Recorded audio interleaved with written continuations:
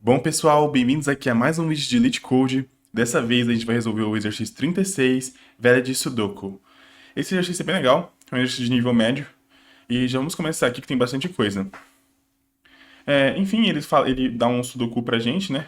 E a gente deve dizer se ele é válido ou não. E para ele ser válido, ele deve seguir essas seguintes regras.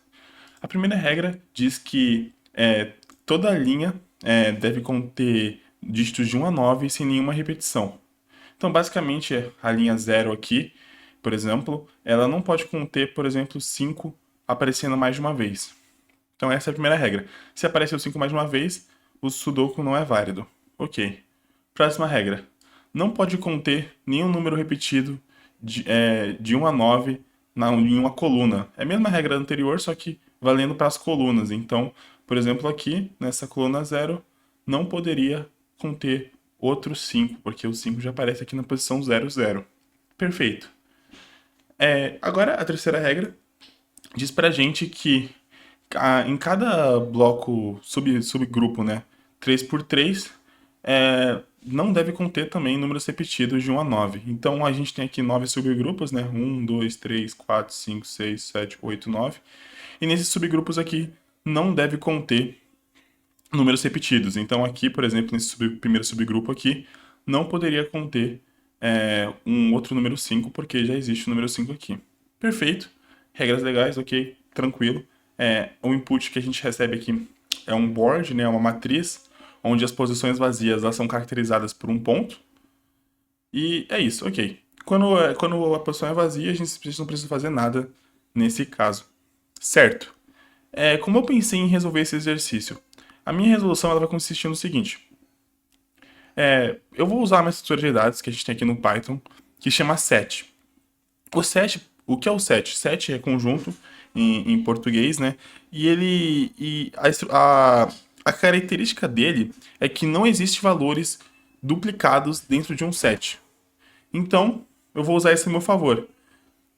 Eu vou pegar um set, né, que representa essa primeira linha, por exemplo, e daí eu vou inserir os valores que tem nessa linha. Se caso acontecer de eu tentar inserir um valor e ele já existir dentro do meu set, isso quer dizer que essa linha é inválida, e aí eu já retorno falso. Ok, acho que consegui resolver o primeiro e o segundo problema. Mas o ponto é, como é que eu vou identificar, como é que eu vou criar, tipo, N sets, né? Tipo, referentes a tamanho de linhas, né? A tamanho de colunas. E como é que eu vou identificar eles na hora que eu estiver percorrendo essa minha matriz? Para fazer isso, eu vou usar um dicionário. Então, eu vou fazer um dicionário onde a chave do dicionário vai ser a linha onde eu estou. Então, por exemplo, essa aqui é a linha zero, né? Então, o i vai ser igual a zero. Logo, a chave do meu dicionário vai ser zero. Então, todo mundo concorda que sempre que eu estiver na linha zero e jogar como chave zero no meu dicionário, eu vou ser levado para o mesmo set? É esse que é meu plano. Meu plano é fazer um dicionário de conjuntos. Então, eu já vou começar a codar aqui, que eu acho que vai ficar mais claro para vocês. Então, primeiro eu vou fazer, né, duas constantes, que vai ser o rows, né, que é a quantidade de linhas que a gente tem, que é basicamente o tamanho de board, né, e a nossa quantidade de colunas, que é o cols, que vai ser o nosso tamanho de board em zero aqui. Muito bem. E daí eu vou fazer o meu dicionário de linhas, né, e meu dicionário de colunas. Então eu vou chamar meu dicionário de linhas de line x, né? Isso aqui ele vai ser igual ao meu default dict set. Perfeito. Então aqui, basicamente, eu estou criando um dicionário de conjuntos, né, de set. E vou fazer a mesma coisa com o meu y. Então line y aqui, beleza? Default dict set.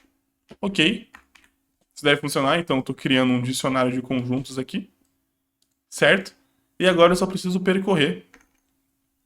Gente, eu tô resolvendo essas duas primeiras regras primeiro. Depois eu vou para essa terceira, que ela é um pouquinho mais complicada, e eu vou explicar mais pra frente no vídeo. Mas eu quero usar o mesmo conceito que eu usei nessas duas anteriores. Mas ok, eu vou fazer um for, né? E em range o tamanho de rows, né? E daí um for j em range. J em range false. Beleza. Então, estou percorrendo aqui cada índice da minha matriz, aqui embaixo, certo? A primeira coisa que eu vou fazer, né, já vou adiantando aqui, caso seja um pontinho, eu não preciso fazer nada, eu não vou fazer nenhuma verificação. Então, eu vou fazer... Vou fazer até um negócio aqui para ficar melhor. Vou fazer o meu valor aqui ser igual ao meu board na posição I e J. Perfeito, só para adiantar. Daí vou fazer um se o meu valor, né, que é o valor na posição I e J, foi igual a pontinho, né? Eu vou simplesmente dar um continue, porque eu estou ignorando completamente, então vou para a próxima iteração dentro da minha matriz. Perfeito, então eu até vou escrever aqui, ignorando os pontinhos. Perfeito. Vazio. Perfeito. Legal. Aí agora vamos seguir com o que a gente quer. Eu vou primeiro fazer a validação. A validação da linha, né? Então, caso o nosso valor ele existir em line X, cara, se ele existir, eu já posso retornar. Não esqueci de colocar o if. Se ele existir, eu já posso retornar falso. Porque se ele existe no meu line X, quer dizer que eu já inseri ele antes. E se eu já inseri ele antes, quer dizer que existem valores repetidos nessa minha linha. E se existem valores repetidos nessa minha linha, né? Quer dizer que isso daqui não é um sudoku válido. Caso isso aqui não seja verdade, eu simplesmente pego o meu line X, né? Na posição de I, né? E eu adiciono, né? Porque é um dicionário de conjuntos, o meu valor, que é o valor que eu tenho agora, né? Que eu estou agora no meu board. Perfeito. Faço a mesma coisa para minha coluna. Perfeito. Dá um if vol inline A. Eu dou return false. E daí eu faço minha line na posição Y aqui. Na posição de j.add vol. Então, basicamente, estou pegando aqui a posição I e J, né? Porque o meu é basicamente assim, né? Minhas posições I e J. Aqui vai ser minha linha, aqui vai ser minha coluna, né? Tipo um plano cartesiano aqui normal. E daí eu simplesmente tô falando que se tiver nessa minha coluna de J, eu só retorno falso direto. Se não tiver, eu adiciono esse valor na minha chave do dicionário. Perfeito. Vou deixar aqui. Perfeito. Não vou apagar, não precisa disso. Certo.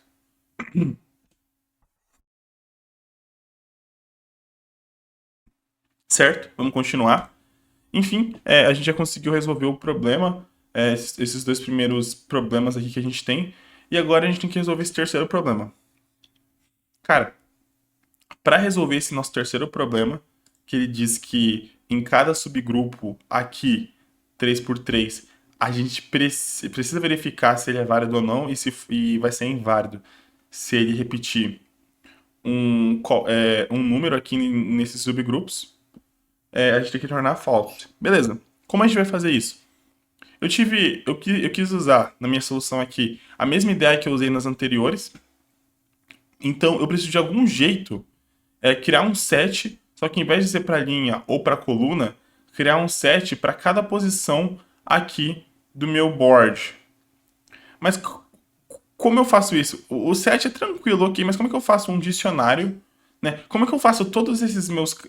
como é que eu faço, basicamente, para que todo mundo dessa, por exemplo, posição aqui apontar para o mesmo lugar, sabe? Ter a mesma chave. Porque aqui funciona porque a chave deles é igual, né? Então, tipo, todo mundo que tá na linha I tem a mesma chave, todo mundo que tá na coluna J tem a mesma chave. Mas como eu faço para um grupo ter a mesma chave e apontar para um set específico? E assim eu faço minha comparação. Essa é a grande sacada do exercício. E para resolver isso, o que eu pensei em fazer? Eu pensei em fazer um representante para cada grupo, escolher um representante, né? E para escolher esse representante, eu simplesmente vou escolher a primeira posição do meu quadradinho, né, do meu subquadrado. E por que que eu vou fazer isso? Porque eu vou seguir esse conceito aqui.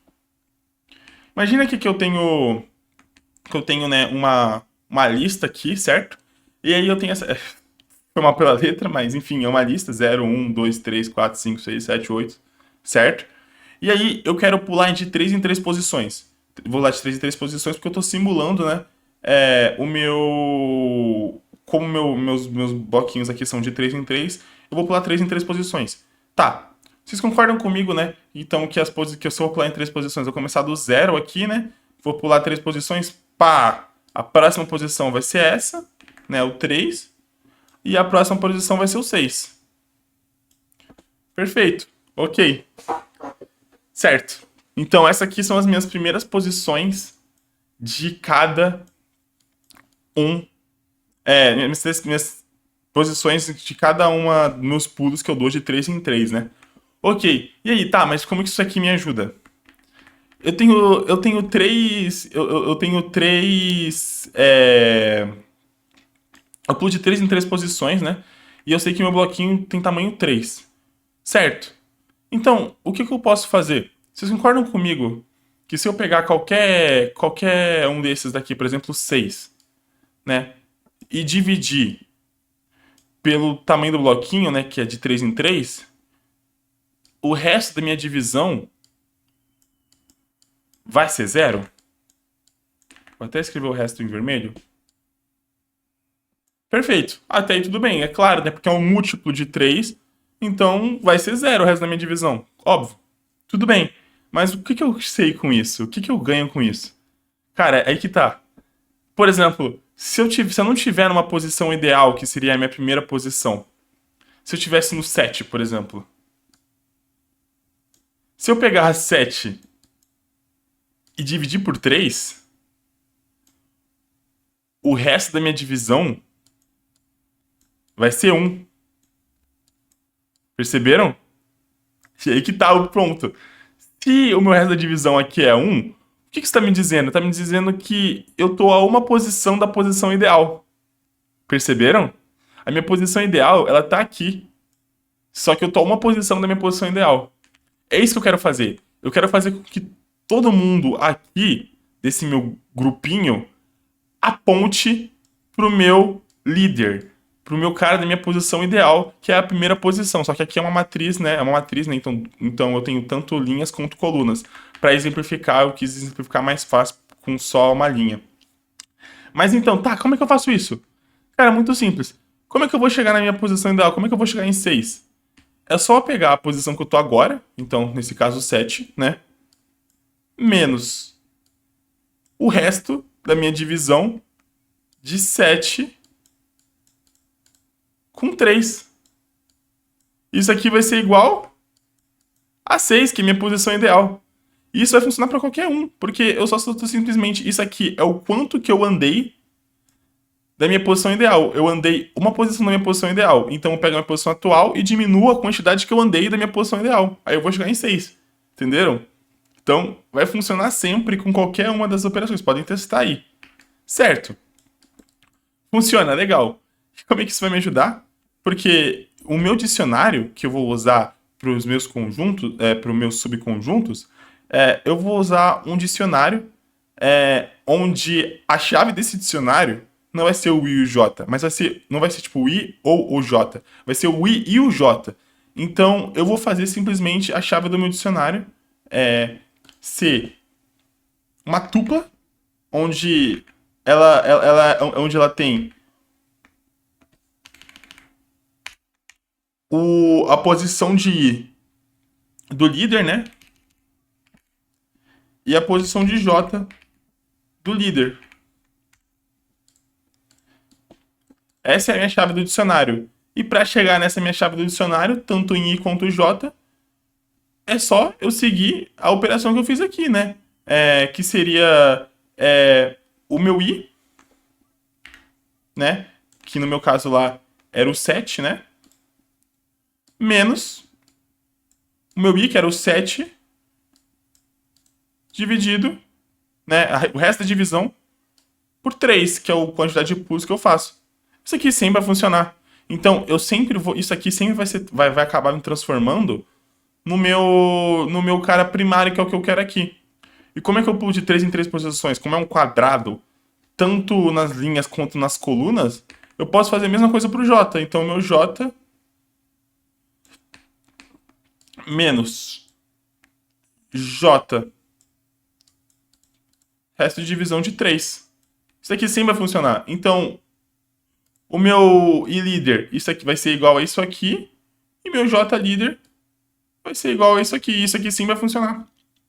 Perfeito. Eu posso só simplesmente codar isso agora e agora eu já consegui achar um jeito de fazer uma identificação por grupos. Então, eu vou criar um dicionário aqui de grupos. Perfeito. Beleza. Criei. Aí, a partir do momento que eu criei minha identificação de dicionários por grupo, o que eu faço? Eu vou escolher o meu líder, né? Então, eu vou fazer o meu líder I, ele vai ser igual, né, a meu I menos o meu I de resto de divisão por 3, e meu líder J vai ser a mesma coisa. Vai ser o meu J menos J resto de divisão de 3. Ok.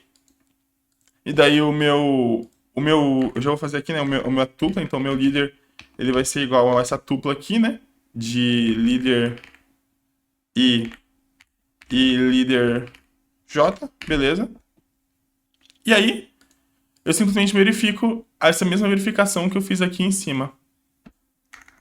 Se o meu valor tiver, né, no meu groups, na posição do meu líder, eu retorno falso, né, porque quer dizer que já repetiu esse valor.